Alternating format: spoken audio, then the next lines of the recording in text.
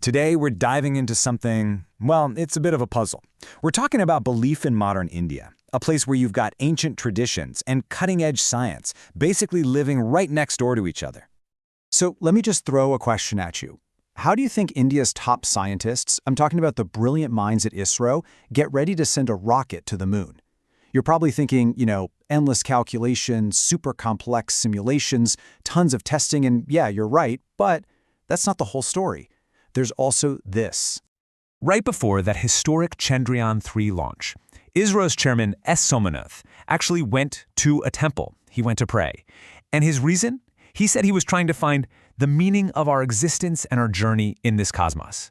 I mean, wow, it's this incredible mix, right? Hard science and this really deep spiritual quest. So yeah, that brings us right to our first section, the scientist's prayer. And this really sets up the big question for our whole explainer today. Where do you draw the line, between a faith that makes you stronger and a superstition that can pull you down a really dangerous path? Okay, so a scientist praying for a mission? Honestly, that feels pretty hopeful, right? It's kind of comforting. But that image, as inspiring as it is, it's just one side of the coin. Because sometimes belief in India doesn't look like this at all. Sometimes it takes a much, much darker turn. And that brings us to Section 2, a shadow over India. This is where we look at what happens when belief spirals into delusion, and the consequences are absolutely devastating. And I have to warn you, this stuff is tough to hear. In Meerut, a man was murdered. Why? Because his wife and her lover were manipulated by someone on Snapchat who was pretending to be a dead relative and telling them to perform black magic rituals. It's insane. Then you have Delhi, where an entire family of 11 died in a ritual that they thought would save them. In Jharkhand, between 2000 and 2016, more than 2,500 people, mostly women, were killed because people suspected they were witches. And in Kerala, a state with one of the highest literacy rates in the country, 2 women were sacrificed, all for the promise of getting rich. Okay, look, I know those are extreme, horrifying cases, but here's the thing, they don't come out of nowhere. They're rooted in a much, much wider phenomenon. Get this. It's estimated that a staggering 90% of Indians hold some kind of superstitious belief. 90%! This isn't some fringe issue we're talking about. It's totally mainstream. So let's actually look at that mainstream side of things. That brings us to Section 3, the logic of luck. Let's see how these beliefs pop up in just, normal, everyday life. And what's crazy is just how common these beliefs are, even the ones that seem kind of harmless. I mean, look at this data. 85% of Indians believe that adding that extra 1 rupee coin when you give a gift, as a shagun for good luck, actually works. 80% believe you shouldn't sweep your house after sunset because you might sweep away your good fortune. And yes, 65% are worried about a black cat crossing their path. Sound familiar? And look, this isn't just an India thing, even though it's definitely strongest here.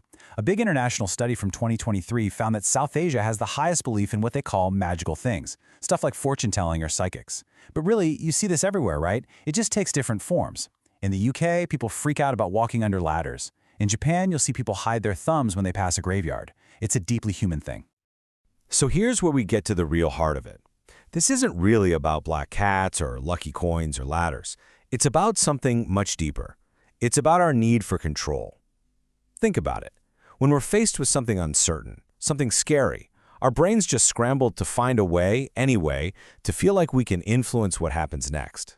And that brings us to a really important idea, the high uncertainty situation. It's exactly what it sounds like. It's any high-stakes moment where you just don't know the outcome. That big final exam, the championship game, a huge presentation at work, or, launching a rocket to the moon. In those moments, our brains are just flooded with stress, and we get this overwhelming urge to do something, anything, to feel like we're back in the driver's seat. And who do we see turning to rituals in these exact situations? The best of the best. Think about top athletes. Serena Williams, she famously wore the same pair of socks for an entire tournament. Rafael Nadal has his whole obsessive routine with his water bottles. But it's not just them, right?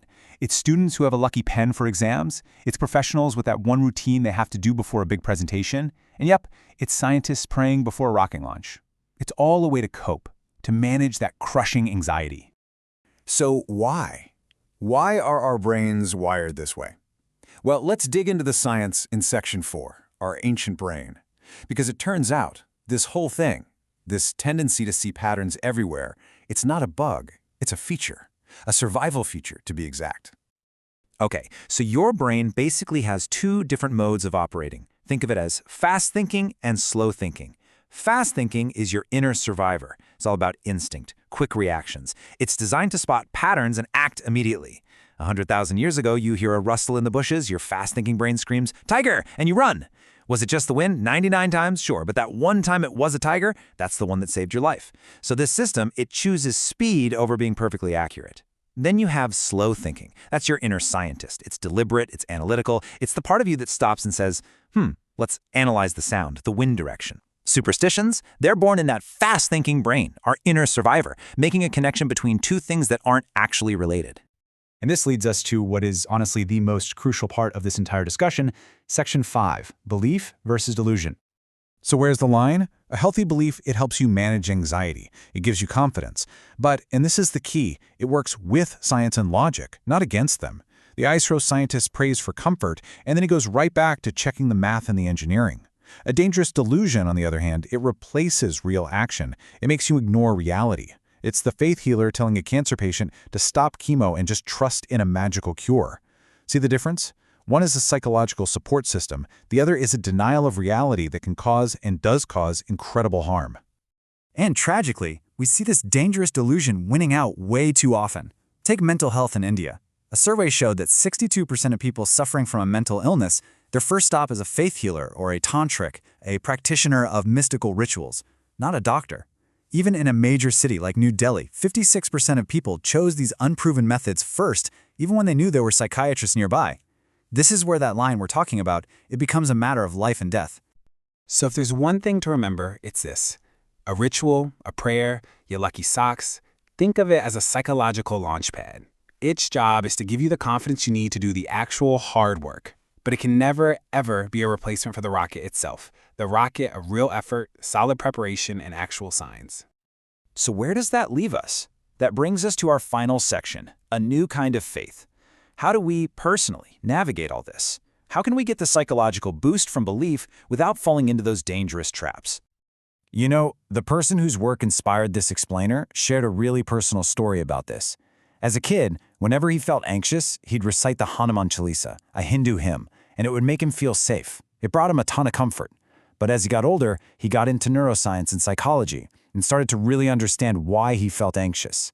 And slowly, he began to find that same feeling of security, not just from the ritual, but from actually understanding the problem and figuring out real practical solutions. Here's the takeaway. Both paths gave him strength, but the second path, the path of science, that also gave him clarity. And maybe that's a new way to think about faith. Maybe it's not about believing in some external magical force. Maybe God, or whatever you want to call it, can be a symbol for the very best parts of ourselves. A symbol for those good thoughts. The thoughts that give you strength and, just as crucial, the wisdom to know how to use that strength the right way.